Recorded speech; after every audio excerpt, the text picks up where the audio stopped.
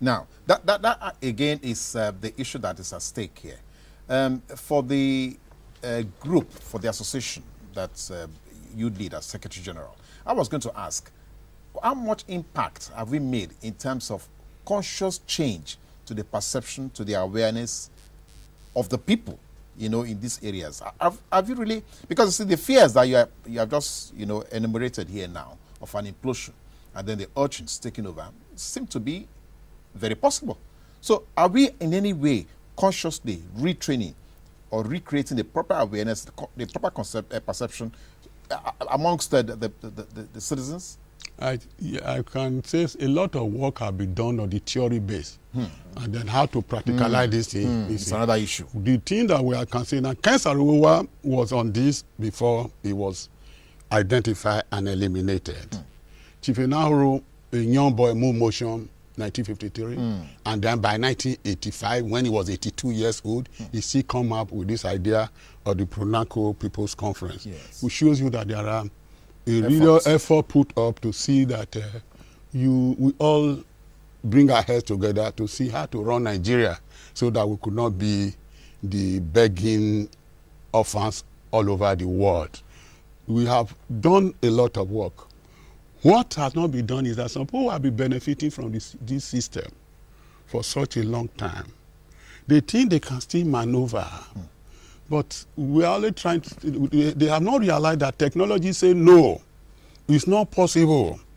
Technology is telling you that most things you are laying emphasis now as an attraction of personal wealth are no longer necessary.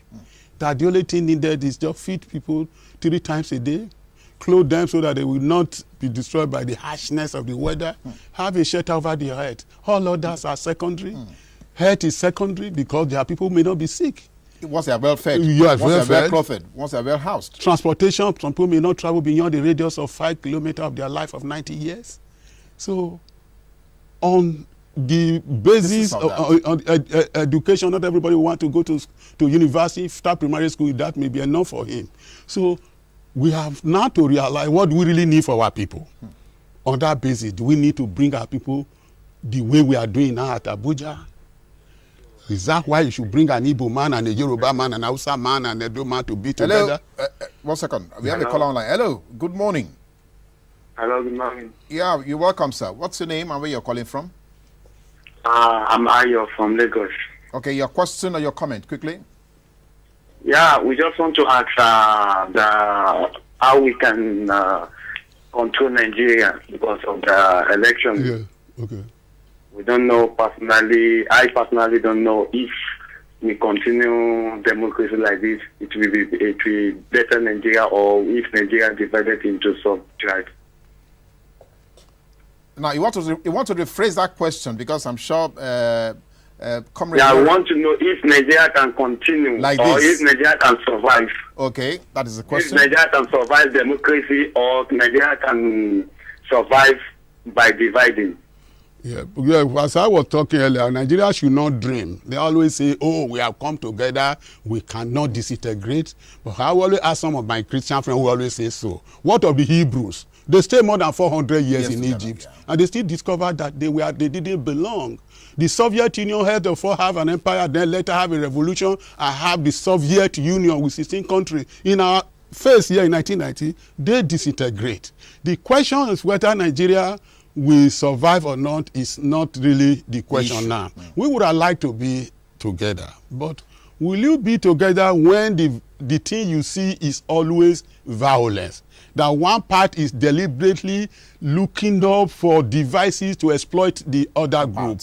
These are the issues that Nigeria is having today. That issue of election is deliberately creating crisis, violence over the country. Since 1964, after independence, no election has been held without friction and violence. So, what I would think is very important first, not APC going to attract some leader from the PDP or PDP going to attract leader from other parties and so on. It is work out the mechanism on how to hold election without breaking our heads.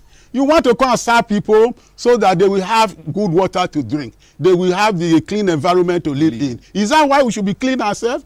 If nothing is not more than what we the ordinary eye to see. The era of people using public offices to amass wealth is no longer in vogue. Because technology says all these wealth themselves are transient. They may be valueless tomorrow. How many of this is television house now? The equipment that were being used 12 years ago are now obsolete. Who determine what equipment are now in the making, in the laboratory that will displace all these things? So first of all, think of the three basic things that the United Nations, in the United Nations Declaration on the Rights of Indigenous People have said. The election 2015 asking people who don't know themselves to come and be holding a common election to one man. It's not right. The nationalists saw it. That's why they went for the parliamentary system, where the Western region was developed as its own pace and was far ahead other regions. And all of that was expected is that other regions are not as developed as Western regions. You use Western region as a model. But what do you see? They gang up of the center and crash the whole of the Western region programs, the model that was being set in education, in information management, in road maintenance, name it. They destroyed it. And you are now saying military came, created a unitarian presidential system, and you are asking a person from my village to come and contest or vote with a person from Katsina. Why are you going to make that? I'm in this television house now. I'm telling you, when my aunt see me when I come out of this place today, what he was asking me is, why are you people quarreling? Why are you quarreling there? Because they can't understand what we are talking and pointing finger. Because it doesn't. Whereas the language, my language is dying. If I was speaking my language, she would not be able to participate. He will take part in it. It's not up to 10% of Nigerian people who are benefiting from education, that the copied education from England. You cannot even pronounce the words well. You don't even know the tenses how to be used. Go to India. It is 1.1 billion people now. There are different tribes. There is one that is 170 million people. There is one that is only 2 million. There's one that is the greatest authors in the world now are from India. They don't write in English. All the India books you see are translated. They write in their own language. The Parliament of India, there are 16 languages, higher than that of that United Nations and the Commonwealth. So you allow people to develop what they know, how to speak with their natural capacities. Yeah, how to use some sign that you may not know. Our illiterate fathers created a platform, a language and the codes and passwords. Then you educated people want that heritage to be destroyed. That's the position. You should resolve all these things before a national conference. Okay, now. I'm sorry, before a conference, before the election. You have taken the question off my mouth, because I was going to say, what should we prioritize? Should it be the next election of 2015, or the need for us to have a sovereign national conference? I think what should any election held now with what you have seen in Abra before a sovereign national conference is an exercise in futility. It's an exercise in folly. So the first thing to think about, how did we come to where we are now? How do we resolve these problems so that election will not be a case of do or die? And then to put the right community, people who are interested in politics, to go into politics, not people who see this as money. If you look at Nigeria, because the civil servants were protesting since 1975, budget were not implemented. When you just bring the blood, there's the big money, they start sharing it. So all the investment, in particular in Abuja, the Geographical Information System survey made recently, over 70% belong to the bureaucrats, right from level anywhere. They own those places.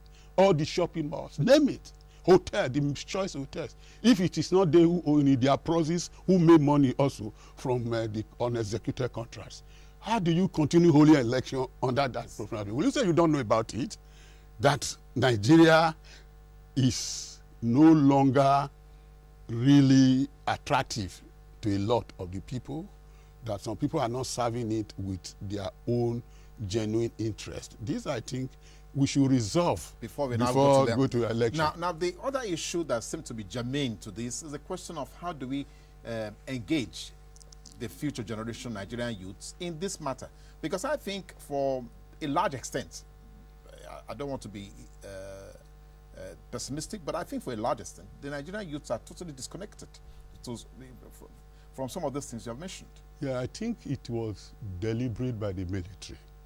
They cut off the youth from the way of thinking.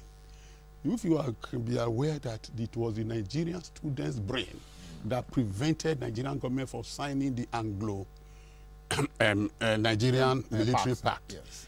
And it was not done by mere protest. They had articulated position on how to defend Nigeria, that the British is not needed for that.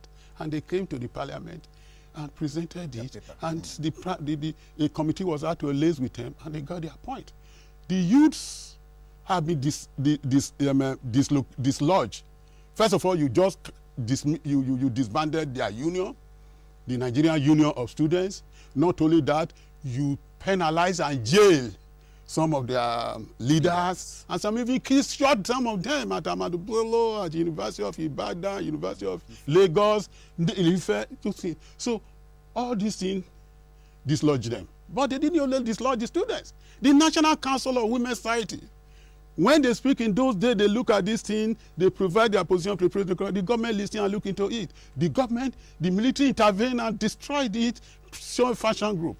The Nigerian Union of Journalists, when it was a professional body, when the Nigerian Union of Journalists is about to meet in Nigeria, everybody will be waiting. The Nigerian journalists are meeting for 1 week, and they are expecting a communique, resolutions that will touch everything about the Nigerian situation from pin to plane, and they will wait. The Nigerian military came and destroyed. Then the doyen of all of them was the Nigerian Nigerian Labour Movement, led by the Modu, by the who have good lots of this world. When they are meeting, the whole world will listen, because they are going to touch everything about society and to move forward. What did the military did? They came and dislodged that place. Between the North and South, the South were working class people, the North were peasantry group. The education gap was very high. There were about 2,000 students in the University of Ibadan by 1960. There were less than 100 students from the whole northern Nigeria in the University of Ibadan.